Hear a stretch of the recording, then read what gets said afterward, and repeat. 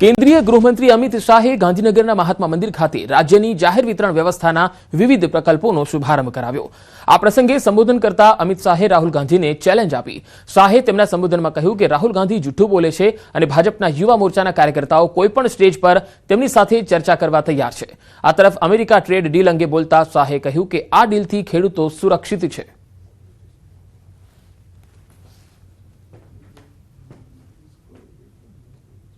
मैं राहुल गांधी जी को चैलेंज देना चाहता हूं, किसी भी मंच तय कर लो, भारतीय जनता पार्टी का युवा मोर्चे का अध्यक्ष आकर आपसे चर्चा कर लेगा नुकसान किसने किया है।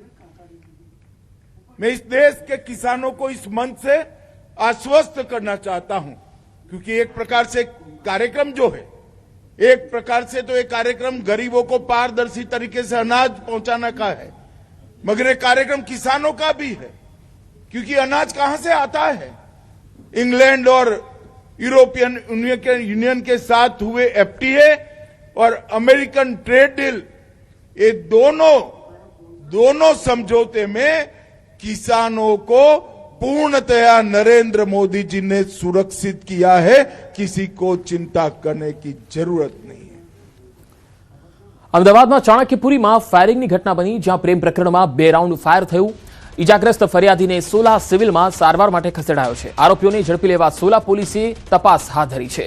અમદાવાદના ચાણક્યપુરીનો બનાવ છે, જ્યાં ફાયરિંગ થયું અને આ ફાયરિંગ પ્રેમ પ્રકરણમાં થયું હતું। 2 રાઉન્ડ ફાયરિંગ થયું। ઇજાગ્રસ્ત ફરિયાદીને સોલા સિવિલમાં ખસેડાયો છે।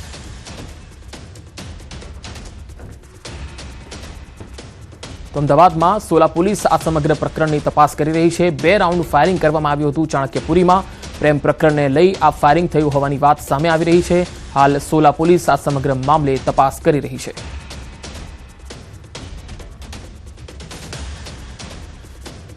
ચાણક્યપુરીમાં ફાયરિંગનો આ બનાવ, જેમાં એક યુવક ઇજાગ્રસ્ત થયો છે, જેને સોલા સિવિલમાં સારવાર માટે ખસેડવામાં આવ્યો છે।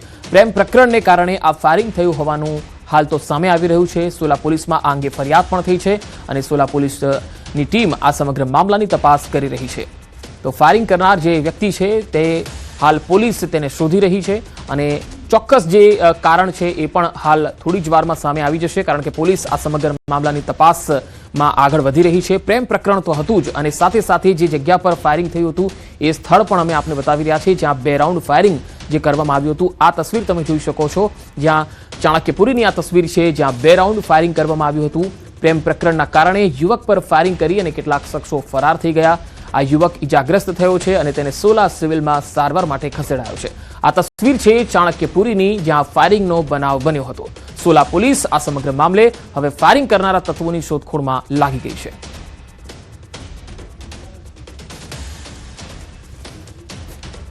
તો અમદાવાદના ચાણક્યપુરીમાં ફાયરિંગનો બનાવ, પ્રેમ પ્રકરણમાં 2 રાઉન્ડ ફાયરિંગ કરવામાં આવ્યું। અમદાવાદમાં આવા બનાવો સામાન્ય થતા જઈ રહ્યા છે। છાસવારે ક્યાંક ફાયરિંગ થઈ જાય છે અને બંદૂક અને હથિયારો પણ તેમની પાસે આવી જાય છે।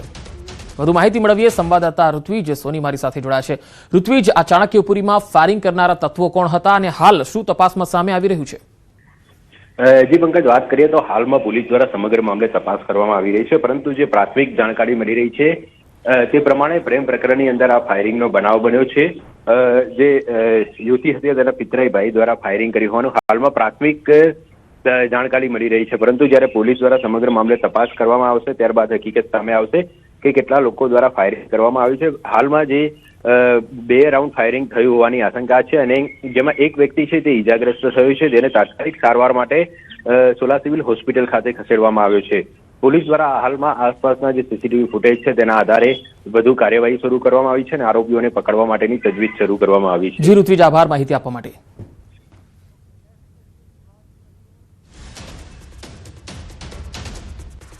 અને હવે વાત શિવરાત્રીની।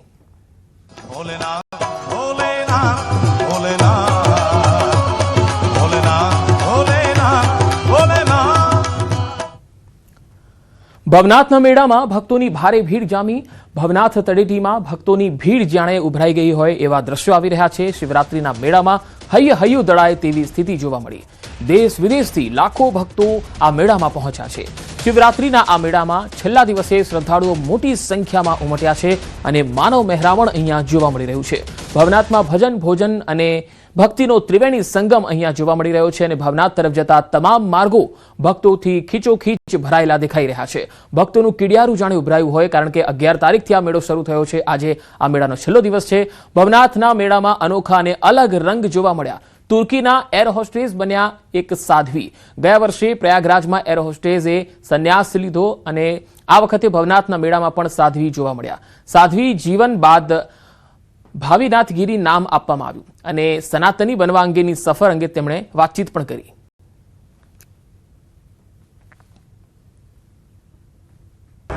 No reason, no choice, because any betrayal from people or some kind of. this is not my decision. This is Bholenath's decision. He arranged everything, and I am here. That's it. That's okay, I that's don't okay, do but anything. on that life, I think you are your air hostess. You was a air hostess. I work in Turkish Airlines as a cabin chief about 28 years, and I fly almost all around the world. વધુ માહિતી મેળવીએ જૂનાગઢથી સંવાદદાતા દીપિકા ખુમાણ મારી સાથે જોડાયા છે. દીપિકા, હાલ ભવનાથના દ્રશ્યો દર્શકોને બતાવશો અને હાલ ત્યાં કેવો નજારો છે? આજના દિવસે કેવી વ્યવસ્થા અને સુવિધા દેખાઈ રહી છે ત્યાં?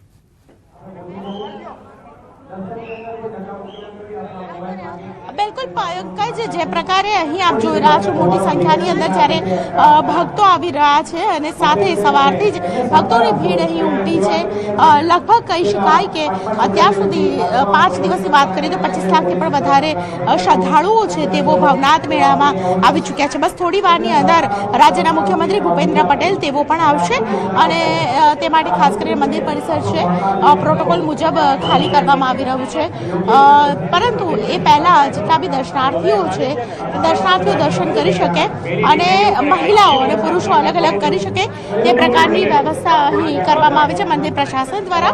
અને સાથે વાત કરવામાં આવે તો આજે ભવનાથના મેળાની અંદર જે આકર્ષણનું કેન્દ્ર છે તે રવાડી છે અને આખી રવાડી જે નીકળશે તેનો રૂટ આ વખતે 500 મીટર વધારી દેવામાં આવ્યો છે.